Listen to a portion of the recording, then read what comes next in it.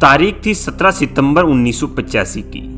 इस कहानी की शुरुआत इसी तारीख से होती है जब फैजाबाद में गुमनामी बाबा की अचानक मौत हो जाती है। मौत के 2 दिन बाद 19 सितंबर 1985 को शाम करीब 4 बजे फैजाबाद के ही गुप्तार घाट पर सरयू नदी के किनारे गुमनामी बाबा का अंतिम संस्कार कर दिया जाता है, मगर उनका चेहरा किसी को देखने नहीं दिया गया। कहा जाता है कि मौत के बाद और अंतिम संस्कार से पहले गुमनामी बाबा के चेहरे को किसी रसायन से बिगाड़ने की कोशिश की गई ताकि उनका चेहरा कोई पहचान ना सके। गुमनाम बाबा की मौत से पहले उनकी जिंदगी एक तरह से गुमनाम सी थी। इसकी वजह यह थी कि गुमनामी बाबा बेहद रहस्यमय तरीके से रहा करते थे। आम लोग उनका चेहरा तक नहीं देख पाते थे। थोड़े थोड़े वक्त पर किराए का घर बदलते रहते थे। यहाँ तक कि उनके निजी सेवक भी हर कुछ महीने में बदल जाते थे। लेकिन तब भी सब ठीक था। शक और सवाल पैदा हुआ गुमनामी बाबा की मौत के 2 दिन बाद।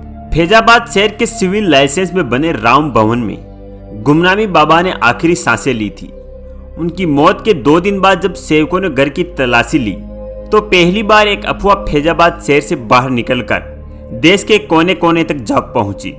दरअसल कई बक्सों में बंद सामान जब बाहर निकाला गया तो अचानक चर्चा शुरू हो गई कि गुमनामी बाबा कोई और नहीं बल्कि नेताजी सुभाष चंद्र बोस थे। अब सवाल ये था कि अगर नेताजी ही गुमनामी बाबा थे तो फिर 1945 में विमान हादसे में किसकी मौत हुई थी, क्योंकि भारत सरकार तक ये कह चुकी थी कि नेताजी की विमान हादसे में मौत हो चुकी है। और आखिर वो सामान क्या था जो गुमनामी बाबा को नेताजी बता रहा था। तो सबसे पहले गुमनामी बाबा के बक्से से बरामद सामान पर एक नजर डालते हैं। जो सामान गुमनामी बाबा के पास से मिला था उसमें कोलकाता में हर साल 23 जनवरी को मनाए जाने वाले नेताजी के जन्मोत्सव की तस्वीरें थी। लीला रॉय की मौत पर हुई शोक सभाओं की तस्वीरें थी। नेताजी की तरह के दर्जनों गोल चश्मे थे। सिगरेट और विदेशी शराब भी मिली थी। सुभाष चंद्र बोस के माता पिता और अपने परिवार की निजी तस्वीरें भी थी। एक रोलेक्स की जेब घड़ी थी और आजाद हिंद फौज की एक यूनिफॉर्म थी। यही नहीं, हाथ से बने हुए उस जगह के नक्शे भी बरामद हुए थे जहां नेताजी का विमान क्रैश हुआ था। आजाद हिंद फौज की गुप्तचर शाखा के प्रमुख पवित्र मोहन रॉय के लिखे गए बधाई संदेश भी बरामद हुए थे। जब यह सारा सामान एक साथ बरामद हुआ तो धीरे धीरे गुमनामी बाबा की कहानियां मशहूर होने लगी। तमाम चश्मदीद सामने आने के बाद फिर एक अहम बात का पता चला कि उत्तर भारत का एक आम गुमनामी बाबा भला जर्मन, अंग्रेजी, जापानी और बंगाली भाषा इतनी धारा प्रवाह कैसे बोल सकता था।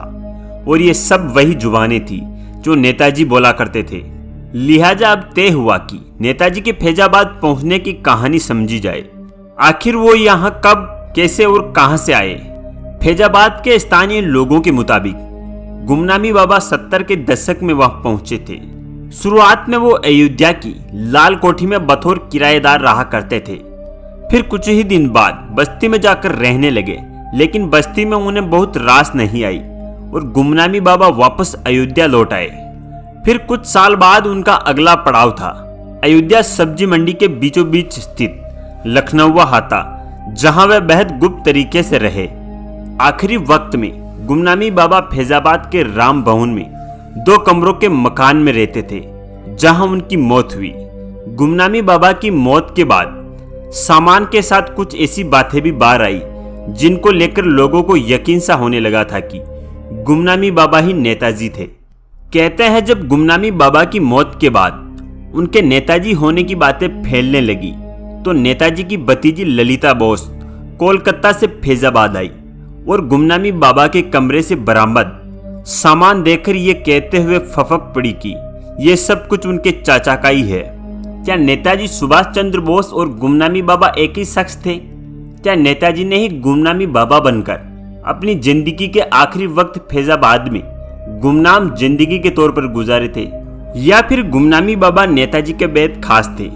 नेताजी सुभाष चंद्र की मौत के कई सालों बाद भी जिंदा इन सवालों के जवाब अब सार्वजनिक होने जा रहे हैं। सरकार बैकफुट पर आ गई और इस मामले की जांच के लिए एक आयोग का गठन किया गया।